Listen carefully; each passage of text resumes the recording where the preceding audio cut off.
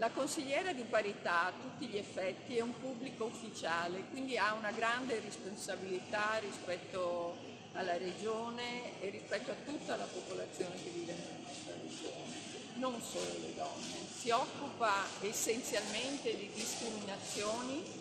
nel mondo del lavoro e questo compito, che è un compito molto delicato, impegna non poco, anche perché tutte le imprese con più di 100 dipendenti hanno l'obbligo ogni 2 anni di inviare un report alla consigliera perché possa verificare qual è la situazione dei lavoratori all'interno dell'azienda.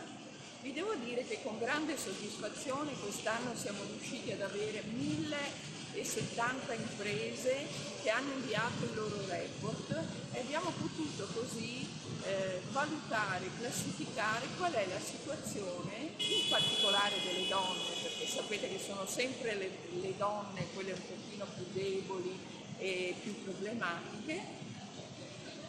rispetto all'attività lavorativa. Abbiamo potuto verificare che effettivamente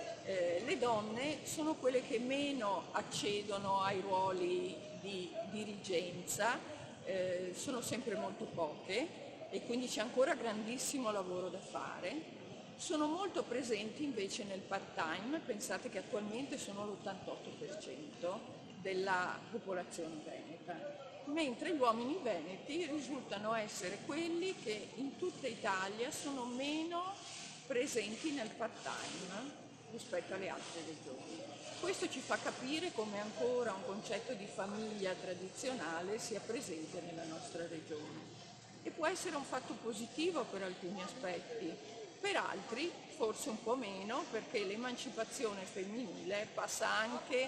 attraverso la possibilità di una carriera che è sempre un pochino difficile. Tra i compiti della consigliera, alcuni, quelli obbligatori, che quindi costituiscono gran parte del nostro lavoro, sono quelli di verificare che nei consigli di amministrazione ci sia la presenza delle donne. E ancora oggi, nonostante una legge nazionale, non sempre è così. Naturalmente quando ci vengono segnalati casi di questo tipo, noi interveniamo con una diffida che, vi devo dire, ha spesso portato anche degli ottimi risultati. Per quanto riguarda poi le dimissioni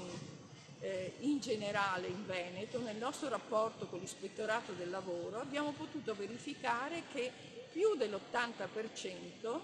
riguarda le donne e le ragioni sono sempre legate ai figli, agli anziani, quindi all'assistenza familiare, quindi alla conciliazione dei tempi, che è uno dei problemi che oggi non abbiamo ancora risolto.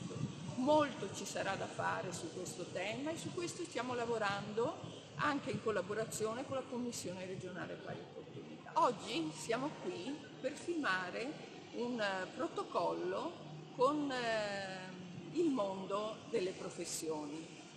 È una cosa particolarmente importante perché nelle libere professioni la presenza femminile è molto alta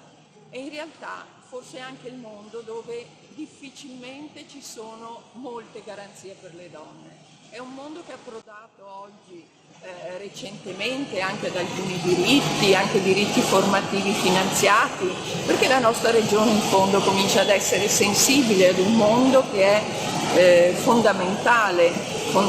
quindi io sono felicissima di trovarmi con Confprofessioni per poter iniziare un colloquio insieme, perché tra l'altro le imprese hanno molti rapporti con il mondo professionale e quindi, siccome la nostra forza rimane nella produzione, nell'impresa e nei servizi, i servizi divengono essenziali e devono funzionare e devono consentire alle donne di lavorare con qualità e con professionalità.